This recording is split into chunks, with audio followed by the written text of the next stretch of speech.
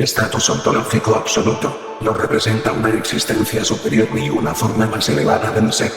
Definirlo como superior implicaría situarlo dentro de una estructura jerárquica donde todavía existiría una relación conceptual entre aquello que trasciende y aquello que es trascendido. Sin embargo, este estatus niega precisamente la validez de cualquier estructura de ese tipo. Desde la ontología clásica, la pregunta fundamental de la metafísica consiste en determinar qué significa ser y cuáles son las condiciones que hacen posible la existencia de cualquier entidad. Todo aquello que puede ser pensado, descrito o definido pertenece inevitablemente al dominio del ser, incluso cuando se habla de la inexistencia, pues la inexistencia continúa siendo un concepto ontológico elaborado por el pensamiento. Este estatus rompe completamente con ese presupuesto.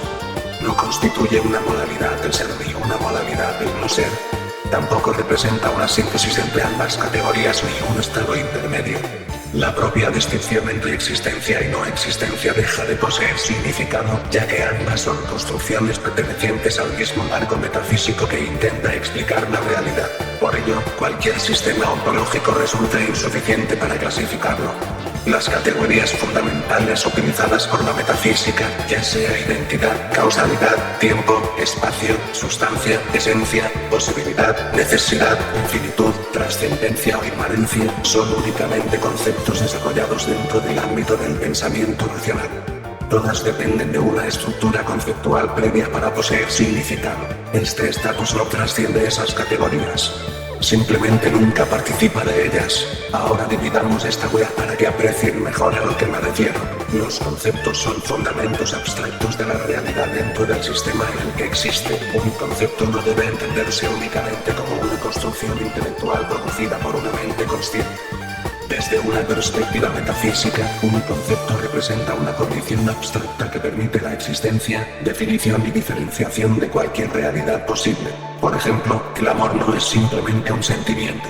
El tiempo no es únicamente una medida. La muerte no es solamente un acontecimiento. Cada uno constituye un principio abstracto cuya existencia hace posible que innumerables manifestaciones particulares puedan existir. La diferencia resulta fundamental. Una persona puede dejar de pensar en el tiempo, pero el tiempo continúa siendo una categoría que estructura el universo. Puede desaparecer toda forma de vida consciente, pero la causalidad continúa describiendo relaciones entre acontecimientos. Incluso si ningún ser experimenta emociones, el concepto abstracto de emoción sigue siendo una posibilidad metafísica. Por ello, la manipulación conceptual no consiste únicamente en intervenir sobre manifestaciones concretas, sino sobre el fundamento abstracto del cual derivan todas ellas. Para ejemplificar, eliminar el concepto de muerte no significa únicamente impedir que alguien muera. Significa que la propia posibilidad metafísica de morir deje de existir. Borrar el concepto de espacio no destruye únicamente un universo, hace imposible que cualquier estructura espacial pueda constituirse.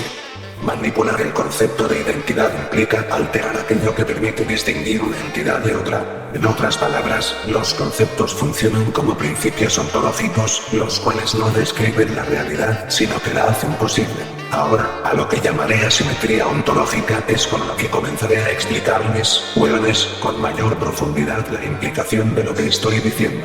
La característica fundamental de este estatus no consiste únicamente en encontrarse fuera de toda conceptualización posible, sino en romper el principio metafísico sobre el cual se fundamenta cualquier relación, cosa que acabo de explicar. Toda interacción, independientemente de su naturaleza, exige una condición previa, que ambos términos compartan, al menos parcialmente, un mismo dominio ontológico. No importa si se trata de una interacción física, espiritual, conceptual, lógica, matemática o metafísica, siempre existe un elemento común que permite establecer la relación. Por ejemplo, un cuerpo puede golpear a otro cuerpo porque ambos participan del espacio. Una mente puede alterar otra mente porque ambas participan del pensamiento. Un concepto puede modificar otro concepto porque ambos pertenecen a un dominio conceptual. Incluso la manipulación de la existencia supone que aquello afectado participa del ser.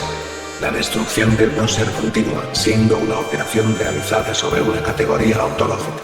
Toda acción requiere un punto de contacto. Sin él, la relación simplemente no puede comenzar.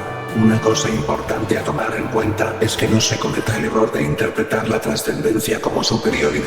Frecuentemente se interpreta que aquello que trasciende todos los niveles simplemente ocupa un nivel más elevado. Sin embargo, esta interpretación conserva exactamente el mismo problema. Si existe un nivel superior, entonces continúa existiendo un sistema de niveles. Si existe un infinito mayor, ambos siguen perteneciendo a la noción de infinitud. Si existe una dimensión superior, significa que ambas siguen siendo dimensiones, no que haya un concepto de amor metafísico superior. Aún así, continúan siendo categorías metafísicas. La diferencia únicamente reside en la posición ocupada dentro de la misma estructura, pero la estructura continúa siendo compartida. Por ello, hablar de estar por encima implica necesariamente participar de esa misma estructura. La superioridad sigue siendo una relación, y toda relación presupone una ontología común. El estatus ontológico absoluto niega precisamente esa condición. No representa el último escalón, niega el mero hecho de que exista una escala aplicable. No es el conjunto más grande, niega que pertenezca al lenguaje de los conjuntos. Tampoco funge como una dimensión superior que como una pendejada de las wikis XD. Nuevamente, niega que la dimensionalidad sea una categoría válida, al igual que niega que la existencia e inexistencia puedan utilizarse como criterios descriptivos. Esto será redundante, pero igual lo explicaré. A partir de ello surge una consecuencia inevitable. Nada perteneciente al dominio ontológico puede ejercer influencia sobre aquello que nunca perteneció a dicho dominio, ya que todas esas expresiones siguen describiendo una interacción que fracasa debido a que la interacción nunca llega a producirse. Una habilidad conceptual necesita conceptos, y una habilidad metafísica necesita una estructura metafísica. Aunque, claro, uno podría asumir que controlar la ontología sí lo hace.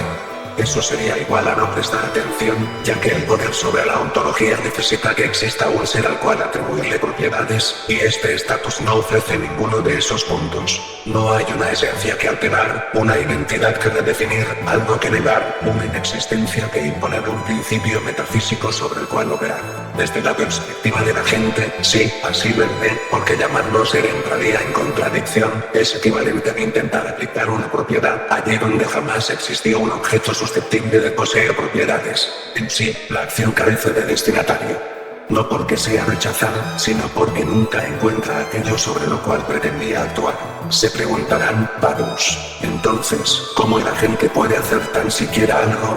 Y yo les diré, que les valga o la mentira XD, la única forma mediante la cual puede producirse una interacción consiste en que el propio agente establezca voluntariamente una referencia hacia un determinado dominio. No se manifiesta, no entra, no se hace un avatar ni ninguna de esas cosas. Todas esas expresiones implican movimiento entre dos espacios comunes, y lo que ocurre aquí es diferente. El dominio ontológico comienza a adquirir una relación respecto de aquello que jamás había participado de él. No porque este último haya cambiado, sino porque decide constituirse como el origen de una referencia. En consecuencia, la interacción siempre permanece completamente unilateral. El dominio ontológico puede recibir influencia, pero jamás devolverla, porque toda respuesta continúa limitada por las categorías que constituyen dicho dominio, y ninguna de ellas posee alcance suficiente para extenderse hacia aquello que nunca formó parte de su fundamento. Este enfoque que les estoy diciendo es mucho más sólido que decir simplemente no le afecta nada porque está muy por encima, al mero estilo patracio de VS Badges o de canales pendejos de Versus. En realidad, esto constituye una pseudotesis mucho más profunda sobre la imposibilidad de la reciprocidad ontológica. Es decir, la relación no es A es mayor que B, como si se tratara de una jerarquía de poder, sino que la relación es la siguiente. A no pertenece al conjunto omega, donde omega representa el conjunto de todas las categorías ontológicas: el ser, el no ser, la lógica, los conceptos, las dimensiones, el tiempo, el espacio y demás. Mientras tanto, B pertenece al conjunto omega. Si B intenta afectar a cualquier acción queda confinada al conjunto omega, porque sus propios principios, la causalidad, la identidad, la conceptualización y la lógica, solo tienen validez dentro de ese conjunto. En cambio, A puede establecer una referencia hacia omega desde una posición exterior, introduciendo efectos en él sin pasar a formar parte de su estructura. Esa asimetría ontológica es lo que fundamenta que la influencia sea unilateral. Antes de discutir si tu tesis es correcta, quiero que noten algo incómodo. la estructura que acabas de describir, una entidad A que no pertenece al conjunto omega de todas las categorías ontológicas y que por eso puede afectar a omega sin ser afectada, no es nueva. Es, con otro vocabulario, el problema más viejo y más torturado de la metafísica, el problema del principio inefable. Lo raro no es que hayas llegado a esta estructura, lo raro es para qué la estamos usando, para resolver un debate de tier list. Y ahí está la primera grieta que quiero abrir. No para burlarme, porque el instinto detrás de tu argumento es genuinamente más fino que la mayoría del power scaling, sino porque cuando uno saquea la teología negativa para blindar a un personaje contra cualquier derrota narrativa, hereda también sus problemas, y esos problemas son letales para la tesis tal como la planteaste. Vamos con 3 tradiciones que ya pelearon esta misma batalla mucho antes que la Versus Battle existiera. Primera tradición, Damasio y el Uno.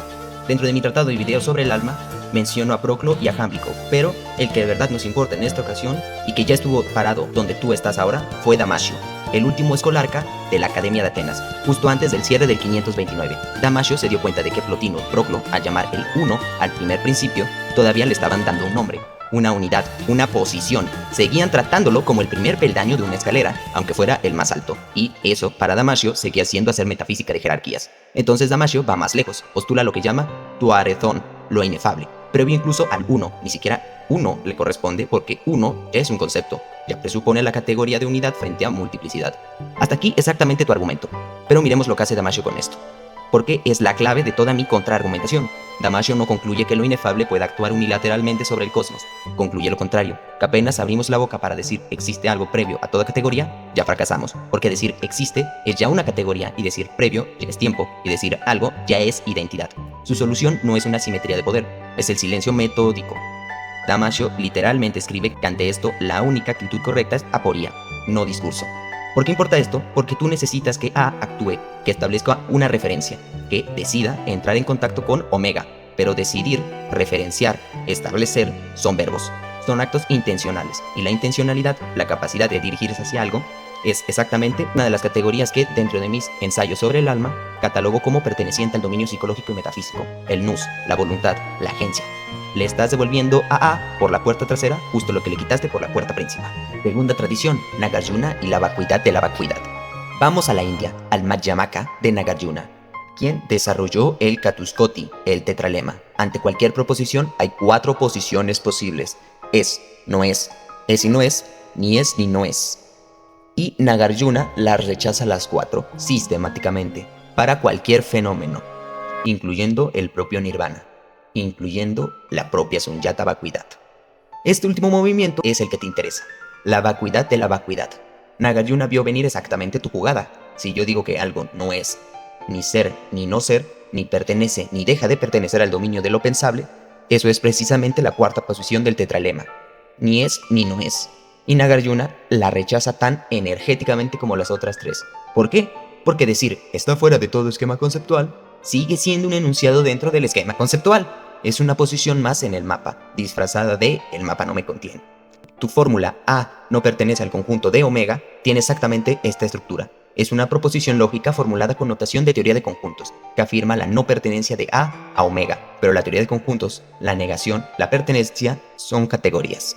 Están dentro de omega. En tu propio listado, porque vos mismo incluís lógica como una de las categorías fundamentales que menciona el argumento original. No podés escribir la fórmula que describe la exclusión de A sin usar herramientas que solo existen dentro de aquello de lo que A queda excluido. Esto no es un capricho mío, es el mismo problema que Wittgenstein enfrenta al final del Tractatus, cuando dice que sus propias proposiciones son una escalera que hay que tirar después de haber subido por ella, y por eso termina en silencio, no en una tesis operativa sobre cómo lo inefable interactúa con el mundo. Tercera tradición, Tomás de Aquino y el precio de la analogía. Ahora vamos con algo más cercano a nosotros, porque en mi tratado, tanto como en tus fuentes, se cita extensamente la Suma Teológica. Aquino enfrenta exactamente tu problema con Dios.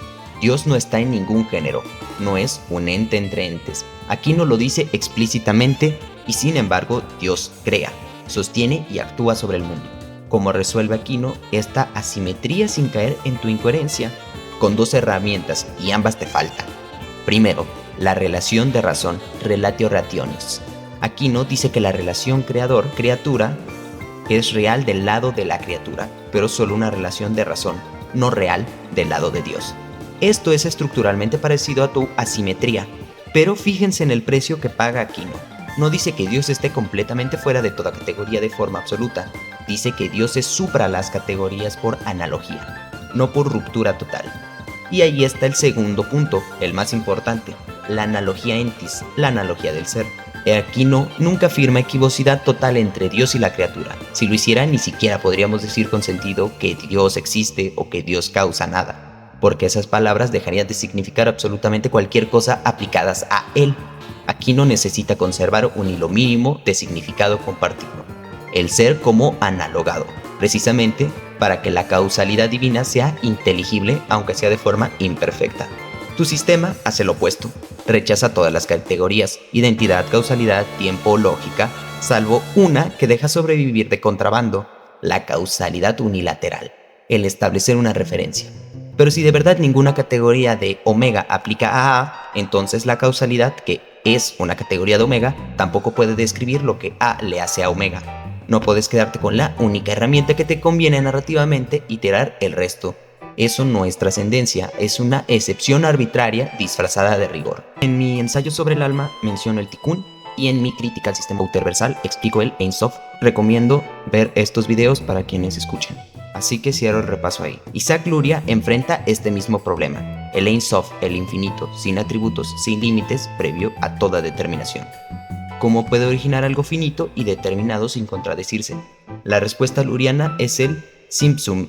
El Ein Sof no actúa desde fuera, sobre un dominio preexistente, se contrae voluntariamente, se retira y en ese retiro crea el espacio mismo donde lo categorial puede empezar a existir.